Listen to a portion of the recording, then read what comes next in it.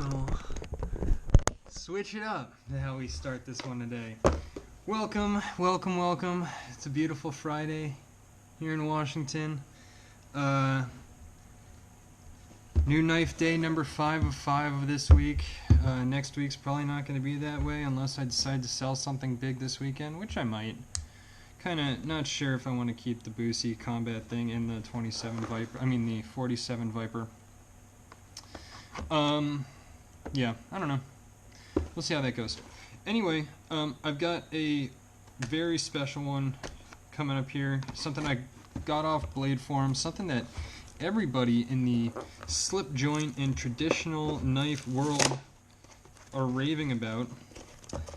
It is the, my buddy here, my buddy Austin, who I got this from off Blade Forum, says this taped up nice for me.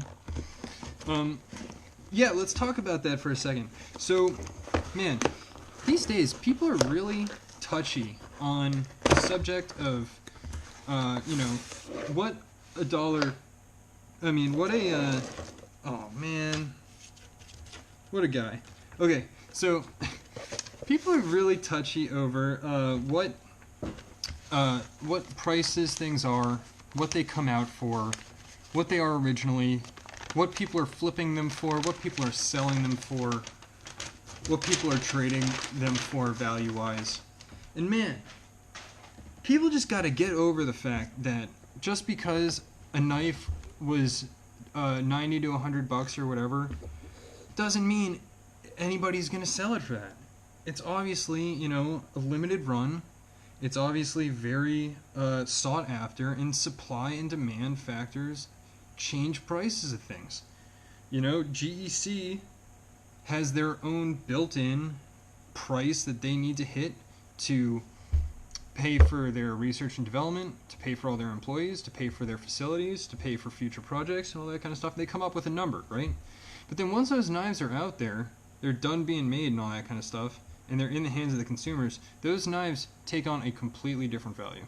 And I understand that people get pissed off when they, you know, see a knife being sold. You know, let's take this one for, you know, direct examples. I think this was exactly $97 at retail from GEC when you pre-ordered it. And to let you see exactly what I've got here, it is a 77, and it is the I think it's called the Spring Green. Yes, Spring Green Sawcut bone. I was not, you know, in on the craze, or, you know, I wasn't very into the slip joint world yet when these got announced and put up for pre-order. But once I saw them coming out, and I was like, oh man, that, especially the green one, you know, I have the green Ray-Bans, I've got my green watch, and here it is, the green Sawcut 77. And I can see why this pattern is so appealing. It's a Northfield branded one. It's got this beautiful long pull nail nick that has some very, very nice, I don't know, what do you call it, jimping? It's just kind of like file work, you know, but it's gorgeous. And the green Sawcut bone itself has beautiful texture to it. I mean, honestly guys, this might be my new favorite knife. Just straight out of the bat. You can see here, very pinchable. Just the slightest bit proud on the half stop here. I don't know if that's being picked up by the camera. I need to fix it, my phone, so that it's displaying what my camera is, so I can view it in the folder. Yeah, man, nothing much to say about this. Now, oh man, the clip point blade, the profile on it, man. If GEC knows how to do something, it is make a beautiful looking clip point blade, huh?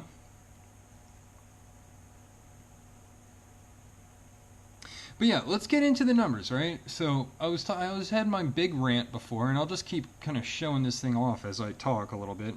But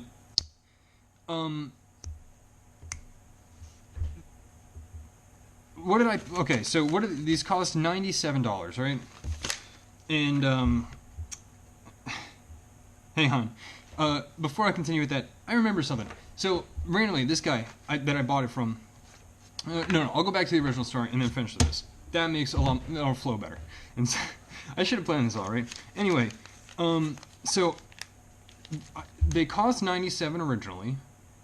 People started the moment they came out. People posted them on eBay for $325.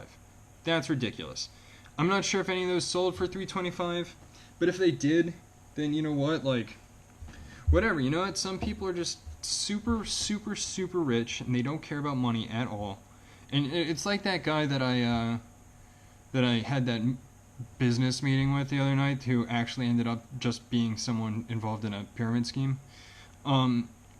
Some people like to get to the point in their lives where they just don't care about money at all, and they can just throw $1,000 at all four factory run like this on eBay for like $250 a pop, and they don't care. They just have $1,000 to throw at it.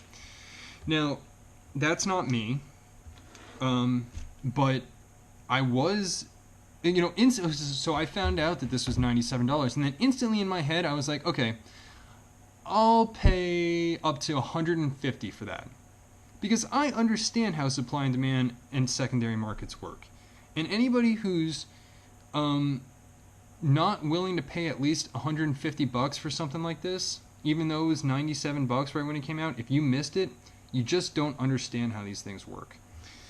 And have I bought a knife like the Fremont Jack in Mammoth Bone and then turned around and sold it for only $50 more than it was worth? Yes. And am I spending that extra $50 now? Yes. So that extra $50 just kind of stays in the knife community. I mean, it's not really any, you know, if you're giving your money to someone selling it for $250 or $300, those people aren't in the knife community, right? And they're that extra $50 is going to go towards who knows what. I don't know, some shitty thing, I feel like. But you know what, if you just hang out for a second and just relax, the prices will come down. They'll move from eBay to blade forums. You know, people buy their 2 or 3 of them and then decide the one that they like and then sell the other 2 to try to make a little bit of the money back, so that they didn't pay, you know, full $97. Maybe they pay, you know, maybe they buy 2, sell one for $150. Now you're only paying $50 for yours. That's pretty good, you know? And whatever. The person who's buying it for the $150 later never would have been around to. It's not like the pre-order got taken away from someone else, because that's not really how it works. You know, I've been watching the Beer Scout run on collector knives, and it didn't fill up for weeks, you know. So basically anybody who was around, knowledgeable of the release, had the funds at the time, you know, anybody who wanted that knife, the new Beer Scout coming out, can get one still, probably, and the maroon micarta is still open, I think. So I'm having the feeling it was the same way with this 77, and it's just people's buyers, or you know, just remorse on not picking it up. So, you know, you snooze, you lose. You got to pay a little extra. But if you are in the knife community yourself, you might not have to pay as much extra as you think.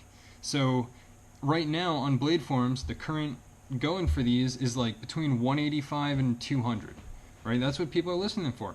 And I saw someone list this exact knife for $185, and it happened to be the guy who started the 33 pattern thread.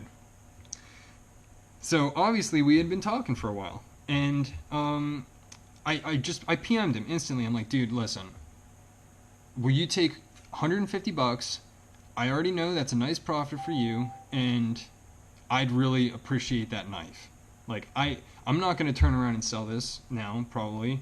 You know, like, look, right now, I'm going to go ahead and, oh, not new in tube anymore, so just devalued the knife. You know, here's evidence of it. But, you know, he he was like, okay, fine, yeah. Since you're a blade dude, you know, you're part of the traditional community, I'll cut you the deal. I'll give you the 150, which is what I wanted to pay, and he makes his 50 bucks, and we're both happy. Yeah, could he have made an extra 35 bucks? Yeah. Because you know why? A lot of people had some quality issues with their 77s, and this one has none. It's absolutely gorgeous. Everything is flush. Fit and finish is perfect. The blade is perfectly centered.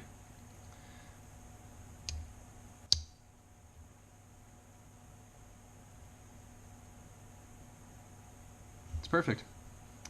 So, thanks for, you know, joining me on my little rant today. I hope I can enlighten a few people. I hope I can quell a few people's, you know, frustrations about the high prices of the knives. You know, it's just, it is what it is. You snooze, you lose. Pay a little bit more extra money, and then get involved in the community, and you won't miss out on the releases. You know, people are, before the knives come out, people are more than happy to let you know that they're coming out. But anyway, a quick little thing before we wrap up. He included this, and it says the blade key should help with those stiff springs, which I think was on my 73 video. I had some super stiff springs. He says, use it in place of your nails. Hope this helps. Oh, and it opens beers too. Austin. So, happy holidays 2011. This is a case nail nick grabber beer opener. So, Austin, thanks for the deal, dude. I love the knife. I love this thing. You're a good dude. Thanks for giving me a good price. And everybody else, I hope you love my video in my new 77 because I love it. Ah! I'll catch you later. Have a great weekend. Please like and subscribe to the channel and come back more for Jimbo TV.